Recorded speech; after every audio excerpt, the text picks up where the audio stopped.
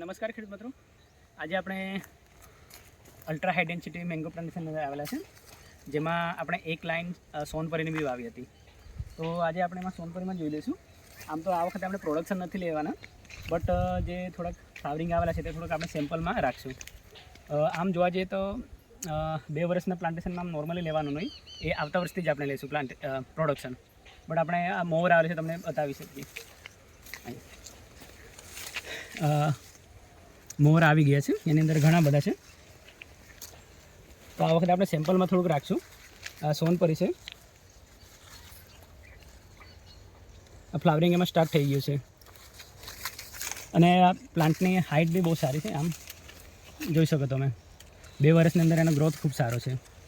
તો આ વખતે આપણે ખાલી સેમ્પલ માટે જ આ રાખવાના છે.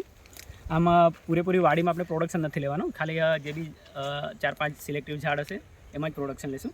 અને એનું બી આગળની જે બી વધુ માહિતી છે આપણે બીજા વિડીયોમાં તમને આપતા રહીશું. આભાર.